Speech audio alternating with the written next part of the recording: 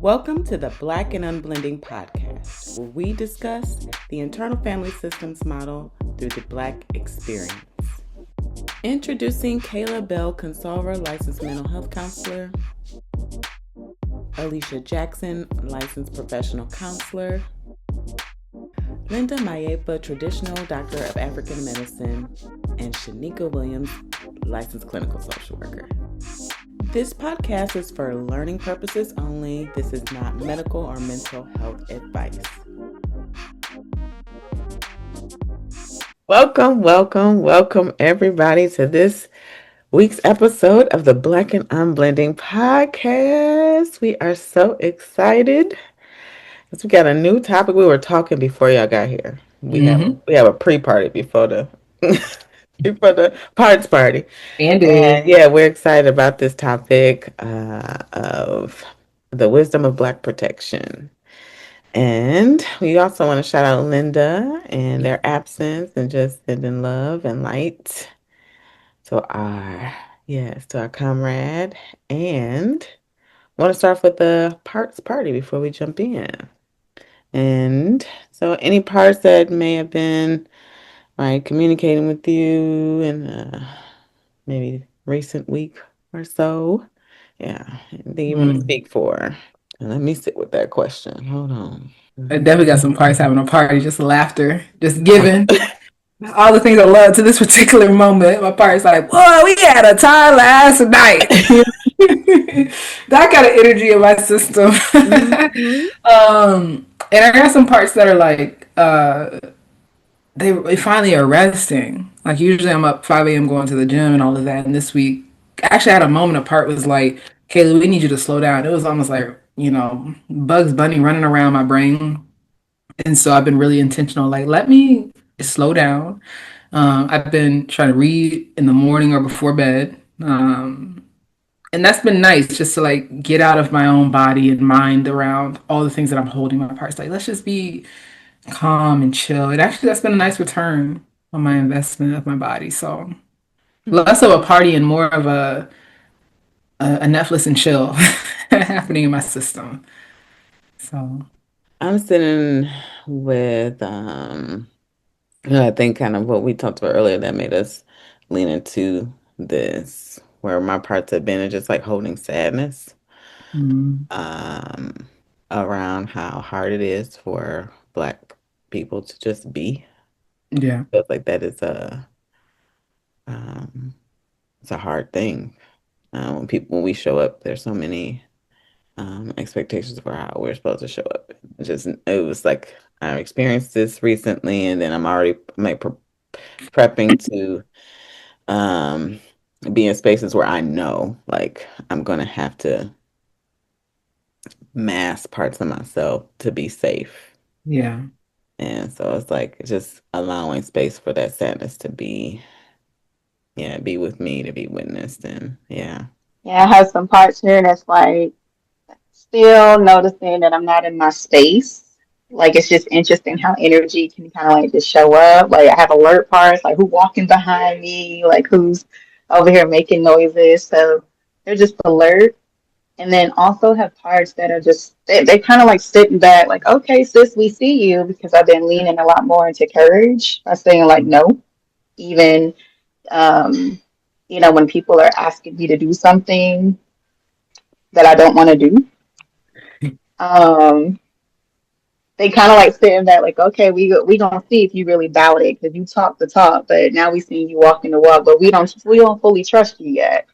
And I'm with that, like with my parts. I appreciate, how they come in with that energy of like you can't just easily bypass us, if that makes sense. Like there's so much protection that even like parts of me that may try to sneak in, can't bypass these protectors. So I'm just noticing that and the wisdom that they bring. And then also just noticing I like it. Like I like leaning into my no. I like leaning into courage a little bit more and sitting with how people may respond to that. Just being mindful that it's not a me thing. It could just be like what's showing up in their system. So that's what I'm coming in here with. Yeah. That's it. Listening, I probably drink in my belly. what we coming in with, Mm-hmm. real rawness. So I'm real, I'm excited about our topic today because I think often a lot in stories and experiences that we hold, especially as Black people, which is, the beauty in this podcast, right? The Black and Unblending. And it's interesting because we're going to really hit on like the ways that Black people haven't had permission to unblend and the ways our parts got to stay all up on top of us. And this actually hit me because this weekend I was at this book reading and listening to one of my sorors, Helen Miller, talk about the book that she wrote called "I Don't Swim," and how she recounts the experiences of witnessing Emmett Till all the way up to Barack Obama from a lived experience and what that was like. And so in this, she was talking a lot about, opening the papers as a child and seeing what happened to Emmett Till and learning about that and still having to exist in the world. And I asked her, I said, well, how did people talk to you about this? Because that doesn't sound traumatic, right? You a child about the same age as him, give or take, and you witnessed the ways that he was brutally murdered. How did the community talk? What was that like? And she said, well, we didn't. And not only did she say we didn't, there were other older Black women in the room that said, we just don't talk about that. Like once Black people moved from the South to the North, we didn't talk about what was happening because we couldn't. And I just was sitting with like, dang, that took a lot of protection to not even try to pay attention or talk about what was happening in real time to Black people and what that had to do for our internal system. And even as we started talking, it's even like, wow, what are the ways our protective parts have had to show up in our Black bodies when we're around other people and harm happens? And so we can kick it off there. To be like, well, I'm curious, like for y'all, when y'all are in other spaces, and these aren't even just white spaces, these can be BIPOC spaces anywhere, and harm is happening. I'm curious if you notice, like, what are the ways that your parts feel pulled to show up, like these protectors? Like, what do you notice happen inside for you? Oh boy. Here we go. Here we go. You know, my parts, and this is a place where I've been sitting actually, ironically enough, Kayla, so I have it front of mind, Mm, that my parts will make reasons for why what that person did was like, oh, I know exactly what was happening for them and why they mm, like it will go to explain like the harm that's happening, and also think of their feelings, right, more than the impact of what like the harm that was caused. Like that is decentered and for my parts like this, like, oh, if we say something or if we that's going to make people uncomfortable, that's going to probably make them upset or make them, and so like my parts are more focused on taking care of other people's feelings or explaining why they did what they did versus centering the impact of the harm and like speaking for it. Like that feels dangerous to my parts. mm, Yeah. mhm. Absolutely. So you like you have to put others above, or you gotta center them and decenter yourself. Hmm. Hmm. So something that I notice is like my parts will, there's this part that steps in and I'll completely miss it when it's happening in real time. Hmm. And then like later on, it comes back to me and like, did that really just happen? Hmm. Right? So it's like something can take me out where it's not like I'm not even there. Like I just completely missed what happened. Yeah. And so I noticed that that can show up, and then later on it comes up. Then I'm mad because I'm like, dang, like why didn't I know Yeah. this? Because I would have said this. But then I think about maybe it's that protection, not maybe, but that protection of like because we know how you probably would have responded. That is why there's this time lapse. So Hmm. that's what comes up for me. Hmm. Yeah. I resonate a little with that too. Even like what both of y'all saying, because my parts they rush in. Like I have some parts that want to like push back. Like that's real natural in my system. Like what? And just lean into that. And then there's like another part that's just like, but don't forget you a Black woman. Okay. Like, Hmm. and I feel it. It don't even feel like an inner critic. It feels like a let's just sit down and remember. Like, let's have a reality check before you want to rush up in here. Because if you show up with your full self, you know what they're gonna say, you know what they're gonna do. You know that you're gonna be perceived as angry, argumentative, attacking, which then tells my parts, well, we just gotta be quiet or articulated in how we respond, right? Because of you have to disarm, right? My parts is how we have to disarm their parts so that way you can actually be heard. Hmm. Yeah, that when you said that, what also came up for me, Kayla, too, is I have a part two that's like, Alicia, something always happening with you. Like there's like a part that's Mhm. like Yeah. that blames me for being harmed or like being like experiencing it. Like I definitely have experienced what even Shanika naming like how a part will take me out and I'm like, did some wait, what just happened? Or um I think it's nuanced to I think not just my identity as a black woman. I think even to like my identity as like a neurodivergent black woman because it's Mhm. like don't have any big feelings about this, and if you are having big feelings about it, it's because it's you're the problem. Like Yeah. right, like if if anybody else, everybody would be cool, but oh, it's Alicia because she's so sensitive, or right, like oh, okay, you having some feelings Mhm. about it, and something happened Right. to you, so okay, Alicia, don't be the problem in this situation. Mm. Even as you do this, though, it's like, at Yeah, least be yeah, small, yeah. Mm-mm. Mm-hmm. sit down. Oof, don't let, ooh, I hear somebody's grandmother. Sit Mm-hmm. down. Spoken, spoken to. Uh, yeah, children be seen, not heard, right? Like, Mhm. I'm just resonating with what's being shared. Like I'm my part's taking it in. Yeah. Um, what's interesting though is like even though there is this protector that can take me out because I'm more aware now, my body responds anyways. Like, you Mm. just feel it, like something is happening in your nervous system, even if you like, for me, not able to fully like process what's happening in the moment. It's like I feel it, like Yeah. something just happened. I'm taken out, and then when there's more space, it comes back. And then when it's a space that harm has occurred, and I got to go back into that space, I come in differently. I Mm. come in Mhm. differently because now my parts are up, and they start telling me stories about the other person, Mm. Mhm. like as a way to like disconnect me or give space from this other person. So that's what I noticed. Yeah. Yeah. And I'm curious, y'all feel, why do y'all feel like this might be something that black bodies experience more? Because I've just known, I've been in a, because of IFS, I've been in a lot more BIPOC spaces that I would have never probably encountered across my lifetime, just like globally, right?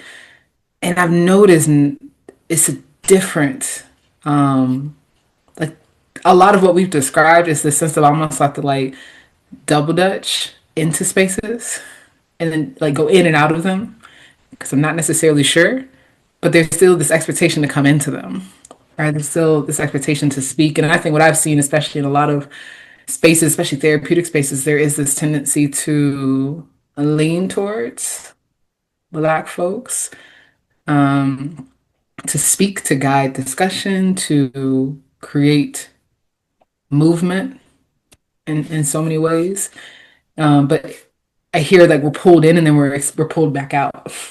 Yeah. Right. And then when I've seen in other spaces, sometimes there's this sense of like waiting for us, and there's this almost like people follow our lead, but then they're also frozen at the same time. Um, yeah, so I'm curious, like, what do you feel like there is around Black bodies and what we're expected, what is expected from like our protective parts, like in various spaces? Yeah.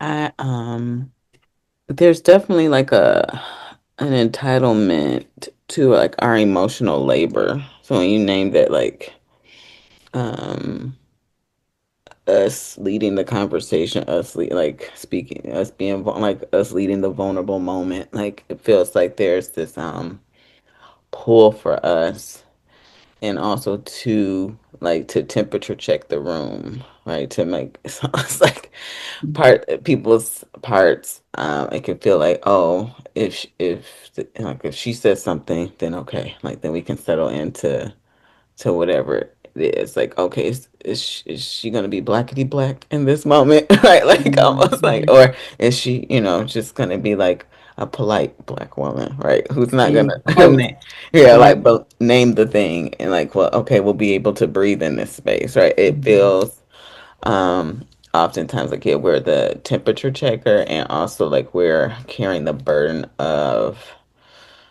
doing the emotional labor in spaces, or Mhm. naming the thing, like Mhm. having to name the thing.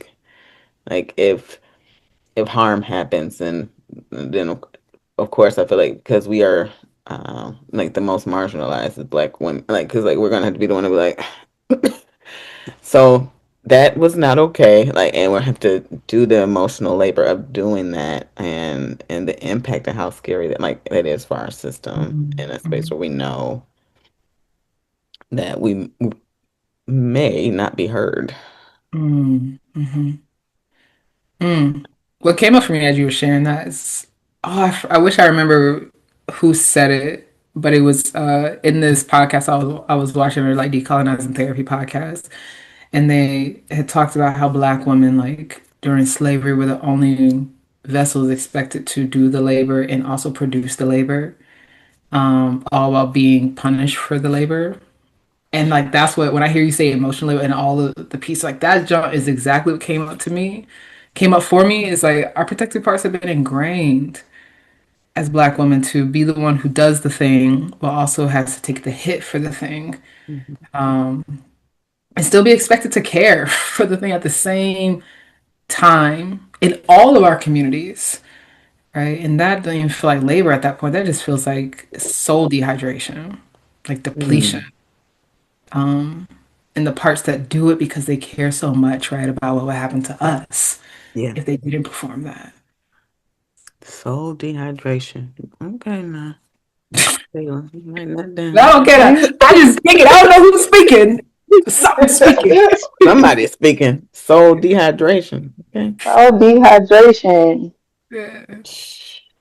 You wonder why black women so depleted, man. They be feeling so So depleted. Yeah. exhausted. Hmm. Mm, As I was hearing y'all share, I was just like, I just kept hearing my part saying extraction. Like they extract so mm, much. Like, yeah. what happens when you extract too much from the land and it starts to wither and things do not, come up in the spring. So it's like that's the same with our bodies. Um, yeah, laboring, regulating. Like we just expect it to produce so much Hmm. with the expectation that it's okay to extract. Yeah. Um, Mm, and like kind of like that process of how that also can, depending on what spaces we're in, helps us to be safe is allowing the extraction, if that makes sense. I'm going to allow you mm, to extract off of me because maybe that gets me that promotion. right. Maybe that gets me to have a seat at that table, Mm, right? But ooh. then I'm just saying as it's coming up. Hmm. So that's what I'm sitting with. You sound like you standing with that jug. I know you sitting with that. I felt that like these tethers like off my body, like they just like okay. So this is how I know somebody's speaking through me because all stories come. I'm thinking Henrietta Lacks extraction, right? That's what just happened for me when you were talking, and then my parts were like, I know as much as they hate it, I know, and I've allowed people to extract because of the greater cause. Like my therapist says, some jump like allowing people to regulate off your back, Yeah. and it's like that. It's like yes, if this is for the greater good of our people, I gotta let this junk happen. And then I'm just sitting like, dang, what is that like for our protective parts? That know, like they know this junk don't feel good, but feel obligated to do so. Um, and that just feels like a lot of grief and pain, right? Parts that witness, like we gotta let this happen so we can get to the promised land, so we can get to, the next spot, right? And how historical that has been, and how it keeps showing up, and how we exist in the world, even in IFS spaces. Mm-hmm. And I think too, like we, our parts get, want to get to that next level out of survival, and Hmm. then we get to that next level, and we like, oh, right. It's like, okay, this Hmm. burden is even heavier at this next level. These Hmm. expectations are Hmm. even heavier at this next level, and there's less Right. protection, right? Because like we're in the leadership role, so now there's like expectations. Like as a black woman in leadership, there's just the implicit expectation for us to take care of you, right? Like so, it's just like automatic, right? And the backlash of what will happen if we say no, we won't take care of you, Hmm. right? Yeah. How dare you disrupt what historically has been done? What do you mean? Hmm. You're not going to do what I need you to do. Yeah. And that makes you wonder, this next piece around, well, who gets exiled as we do it? Because there's a lot of folks, who have these protectors, who do phenomenal job getting to the next step. Like we do the thing. We do it. And we do it well. Um, and who gets exiled along the way when our protectors have to stay in survival to make sure our lineage and our people and our goals can be able to survive. Yeah, I think our humanity gets exiled. Um, our quality of life gets exiled. I think of like myself and so many of people I've worked with. It's like it just black women, like specifically, it's just so much of our quality of life gets exiled because our parts are so in the front seat. Like especially caretaker is just like that Mhm. for us. It's definitely it's. I feel like it's a cultural legacy burden, so and a legacy burden, and it's like it Yeah. those two things combined, it feels like those parts are so blended oftentimes that we don't even realize how much we're living for systems that betray Mhm. us, like or we're living for um yeah, for people who right, just out of surviving because that's the only thing we knew how to do, and then that's how that we're taught that that's how we get praise, like that's how we like if you Yeah. sacrifice yourself, then at the end of your life, I guess, right? Like, or your Yeah. 70th birthday party, people gonna say, Nana, she sacrificed for everybody. And like that's your Yeah. like your crown, right? And it's like, Oh, but yes. what did Nana have to sacrifice? Yeah. Like her life, uh, Mm. Mm. pleasure, like, like I'm like fun, joy, like what? Just because she had to take care of everyone. It's a lot of grief. Mm-hmm.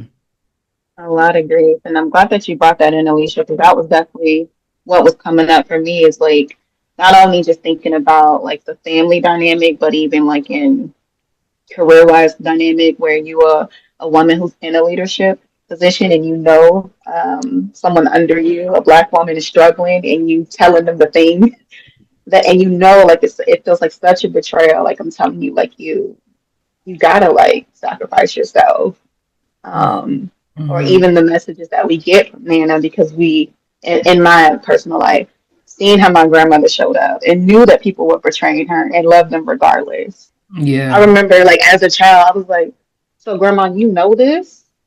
And you still nice to them? Like, this is my kid brain. And she's like, yeah, God will take care of it. And what that message meant, I can be aware that someone is actively betraying and hurting me and just love them. Like, Mm. pull on them caretakers, that compassion, while at Mm-hmm. the same time just feeling like parts that are taking the impact. So Right. I think what for me in my system, what gets exiled is um, access to my heart, Yeah. really access to my heart towards myself, if that makes sense. Yes. Mm-hmm. Yeah, so that and a lot of grief. All right, Yeah. they loud. Let me go on mute, y'all. Yeah. I mean, you said that reminded me anger. Like anger definitely gets Yeah. exiled. Like that Mhm. love just cause, like, and that's a huge, right? We just love just cause. Yeah.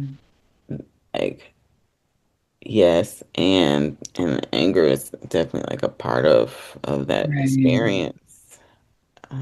When Yeah. harm happens, and that gets exiled, and our anger is um, it's just how we like look out for ourselves. Like Yeah. when it's like enough is enough. Mhm. I Mhm. I hear my anger like it's the word that we can't use. It's like We feel okay, you. We feel okay, you. period. Like so yeah, it's the Yes. anger is Yeah. it gets exiled, and that Yeah. is our protection. Like we don't realize, like even our protection towards ourselves, when you say your our heart towards ourselves, Shanika, like Mhm. our internal protection gets Right. exiled, and so then more harm, we're Mhm. open up to more harm. Right. Like that, like your grandma, like she's opened herself up to more harm out of the love for her family, right? Mhm. Mhm. Yeah. And what I'm holding with that is in our parts witness, like that's the way that love looks. Yeah, Um, yeah. and we don't get to see what does it look like to hold love for yourself and love for others appropriately with Hmm. respect to each other. And that can create a whole sea of concerns, right? We talked about the ways that we learn to abandon parts of like, well, I'm supposed to abandon myself and these, these tender wounds I have inside for the greater good. In many ways, that has been really helpful, right? I don't think we probably would have had the civil rights movement if there weren't parts that were like, we got to think like this temporarily. But I think along the well of that, we lost what temporarily means and it just became consistently. Um, because I'm thinking through many moments of like where I felt what got us out for me was my voice. It's like the first thing to go Yeah, but that's the most powerful thing in me. It's the one that knows truth and speaks truth. I'm thinking about situations where I've been in some of these spaces and people say some really slick things. They say some really blatant racist things. And my part second guess using the voice because my voice speaking truth to whatever they said will feel worse for the room than whatever that person just said. They can say the worst thing ever, but if I come in and I say, hold on, can you run back and just say what you just said? Because that just didn't land with me. All of a sudden now there's pin drops and tension and like, hold on, they didn't mean it this way. He's like, whoa, hold on. I just asked them to repeat. That's it. I didn't even have a response yet. But y'all reacted more to my parts. And I can see over time where, I'll probably say like, well, I don't know if I even want to deal with that because I got a brace for that. And then that in itself is like, well, let's make your voice go away. There's no space for your voice here. our voice. Yeah. Yeah. Yeah, hearing that, it feels like the truth tellers, how they can get Mm-hmm. exiled, the ones who tell the truth. Mm-hmm. Mm-hmm. Especially the truth no one wants to see. That No part. one wants to see. Yeah, and that feels like what's happening right now, right? Like our in the US, right, our country is running from the truth of itself, right? It's like I mean, if denial was a country, here we are. And it's like Mm-hmm. uh I don't know what to tell you. I bought this shirt recently because it had the most beautiful, sarcastic, painful rage. Like I said, oh, this is my T-shirt, and it had these Native Americans, right? They were, and it had Homeland Security, Mm. and it said like protecting since 1492. And I said, yeah, run me that shirt. I need that shirt Mm-hmm. immediately, right? It's just I think that's the truth tellers when you're in a space where you see that especially in white spaces when they aren't even aware of their own whiteness No, that and part. and then like there that like that informs my parts like oh okay so if I name a truth for me as a black woman I'm then like what their parts are not wanting to see, I am then putting myself in a situation or risk. Like, oh, Right. because if I step in the room as a black woman naming my truth, then all of a sudden it's like, Hmm. oh, I'm reminding them that they're white, right? And then they're like, oh, no, right? Because I'm like, Yeah. like, and so like our parts like pick up on that like little things. So like, okay, Hmm. no, no, we're not opening that can of worms today. Nah, you even was like sitting back in your chair. You're like, nope. Nope. Mm-mm. And that's exactly how my parts be too. It's like, listen, we don't want to do this. This right here is a canon event. My parts be like, if the end goal isn't that big of a deal for me, let somebody else do it. And then you surrender. It's just like, and that's the saddest. Is our parts are surrendering to what, right? And I feel it in me. Sometimes like I'm gonna surrender to whatever power you are trying to hold on to in a way to reclaim my own. Right? So there's parts that like lean in is like yes, but there's parts that's like we retreat when this feels too dangerous. And that's the hardest thing people don't recognize when we're talking about whiteness is not your identity as a person. Because if you actually sat and spent time with your identity, you would probably remove whiteness and get closer to your heritage, whether you're from Ireland or your European culture, whatever that is, get in touch with that. But when you have to do that U-turn, you hold so tightly to that you make us retreat. And that's not just, when you get into ethnicity and all that, like, we're not just talking about whiteness as it looks in American, we're talking whiteness globally. Right. And that's the stuff that really makes it challenging. It's like, how often are we having to retreat? How often are there parts of us? And shout out to the wisdom of retreating because you got to know when to back up or you're going to be in some dangerous waters. Yeah. Um, but it sucks to be like, dang, these parts can't tell the difference between a training and life or death because that's sometimes how it be happening in these spaces. It's like I gotta retreat because if I stay here in the way that I'm showing up, this is dangerous for me. And that's trainings, that's boardrooms, that's Zoom calls. We really want to get buck about it, Mm-hmm. and that's these social media comment sections. Oh yes. Come on now. Oh yes. I just had a part that was like, that's me exiting the group chat. Just, Janika Williams has left. okay. What happened? Because it comes in so strong. It's like when I'm talking to someone and I'm like, oh, they can't hear me. That Mhm. part comes in so strong, which I stopped talking. Right. All right. Like, Mhm. okay, let me exit left. Right. Yeah. And then it's the response of like, I don't understand why Shanika left. Like what? Why Yeah. did she leave like that? That hurt me that she left. Ooh, that's it. Right. That hurt me that she left. And not right. What? And it's right. Not and my parts can hold like you can have like be hurt. And at the same time though, like have you looked at why yeah, let's sit with this question of like why did Shanika leave? Because she was trying to get hurt and nobody heard her. Like she was speaking for it. Yeah. Yeah. Yeah. Mm. Mm. And then oof, that really activated. So my part that was took me out in that moment. Ooh wee. I know. No, Alicia. I That part know. came in. That pissed me clean off. It's a real experience. I It had was to all twisted and I was thinking and everything. Like, oh, Got shifty. the parts is like, I remember. No. But it's what's interesting, what I love talking with y'all too, and Linda, if she was here too, probably in the same space, is there's still this even though energy that comes up, right? Because what we're describing is even with the parts of us that want to retreat, we don't stay retreated. We all leaders, right? We all keep coming into the space, we keep doing the thing. And so I imagine there's folks listening, it's just like, dang, if I go through that, like, how do I do that, John? Like, how do I tend to these parts that keep getting like hurt, bruised, villainized? How do I keep showing up with, who I am as a black person, even though these parts are there? And so I'm curious, how do y'all do it? How do we do it? how do we do it? How have we done it? So, Yeah. mhm. I think. Um, I was in the past, this is, on the learning journey.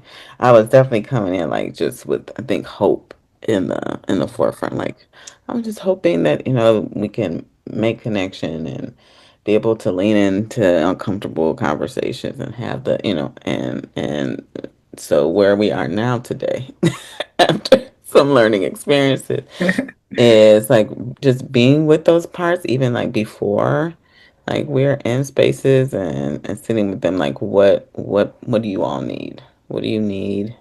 Yeah. Um, Mm, and and listening to them intensely and honoring my own, like doing the work to honor my own humanity first before I even like enter the mm, room, enter the Zoom room, where like honor my humanity first. And if it's not moving the way it needs to move, then like making that speaking for the boundary, like speaking for mm, the mm, boundary, or like I probably won't say much if the conversation goes this way because of right and just naming it.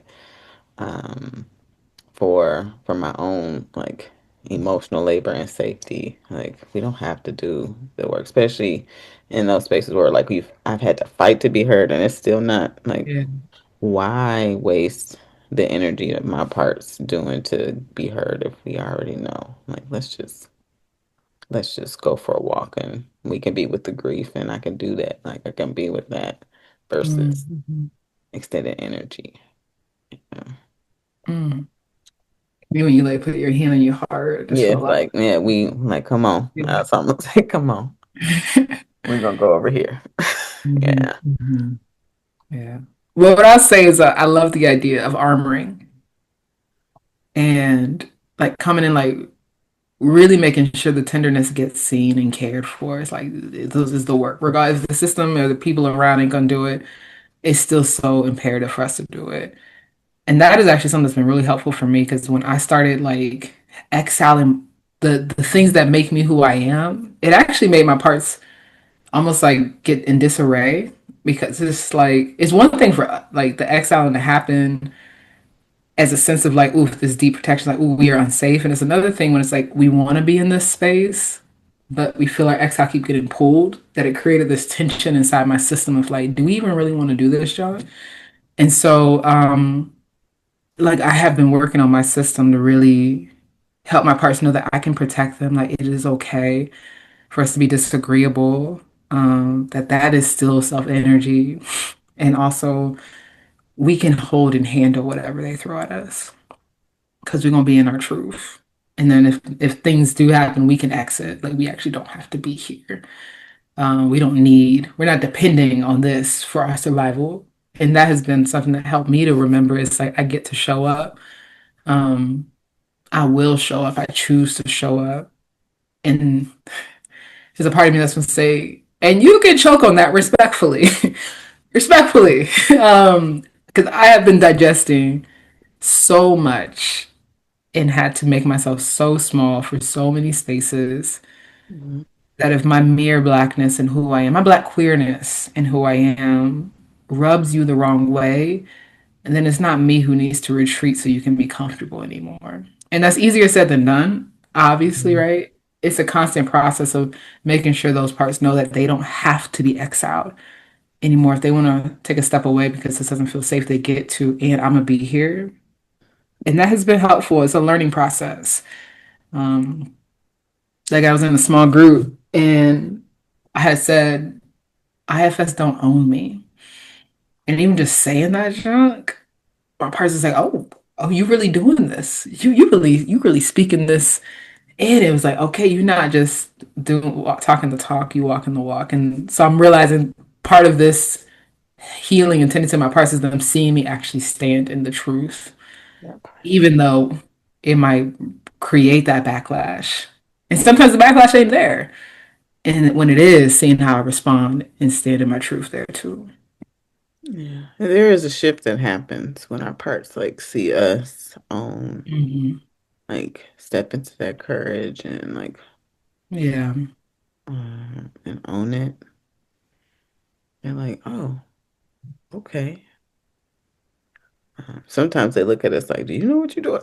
Right. You want to sit back here with Like, us? excuse me. It's not always a smooth sailing, right? But they, Yeah. building that relationship and that trust, right? Like trust Right. us when Mm-hmm. yeah, I got you. Like we Right. yeah.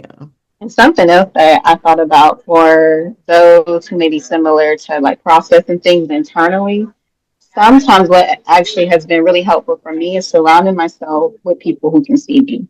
Mm. Because Mm-hmm. sometimes when I'm internalizing, I can't distinguish like what is me and what is something that I have taken in that someone has projected onto me. So just surround, like being in community, with, whether that's with a therapist, friends, colleagues, people who can really see you, Yeah. um, that has been very healing, like to my soul. Um, yeah, because it helps me to know, oh, that actually wasn't about me. It's actually not me, and now I have choice in what I want to do with that. And now I even have more capacity for when it shows up again. I know how I want to respond to that. So that's what's coming up for me. Mm-hmm. Absolutely. Future plug of that. Let's turn. That's what that is. We done hit a lot of nuggets they want to take from today.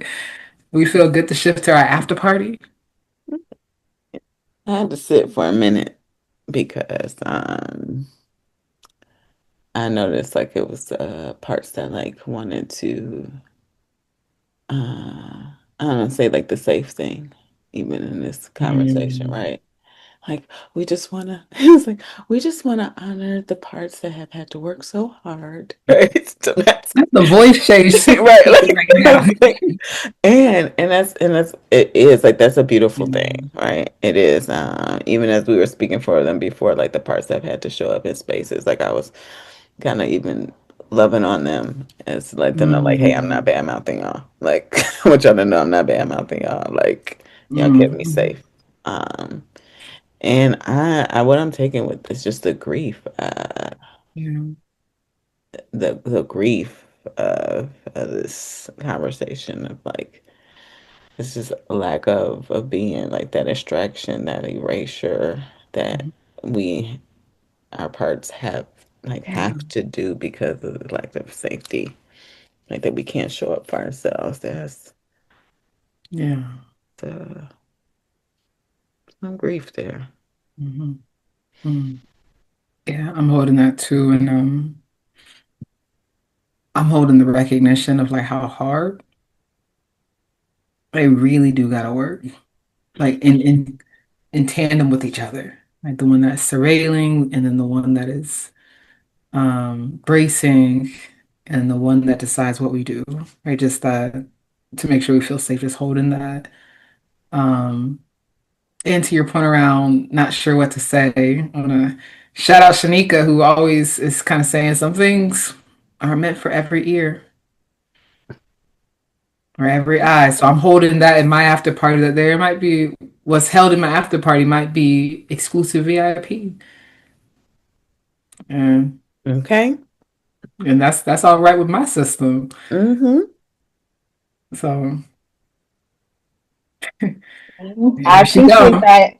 I appreciate that because my parts was muting me. Okay. I'm literally trying to come up with something. What can I say? That's what I mean. When people can see you, they start bringing your words like, oh, I did say that. Uh, That's us complete. That's us complete.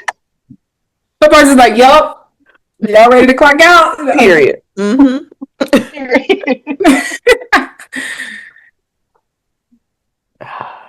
Yeah.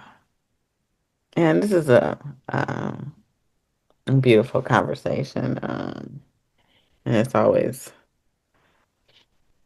think as we're sitting here acknowledging the wisdom of our Black protection and the wisdom, our ancestral wisdom, our parts that they carry. They know this world. They know these spaces and how to be with them in in relationship with them so that we can show up for ourselves. Mm. That's what we're naming. So I appreciate you, Kayla, for leading this conversation today. And appreciate all of you for listening in. This was a conversation that's probably tapping on some and activating some big fields. So take care of yourself. Mm-hmm. Take care of yourself. Lean into that. We acknowledging your humanity as you listen in. And does that feel complete, everyone?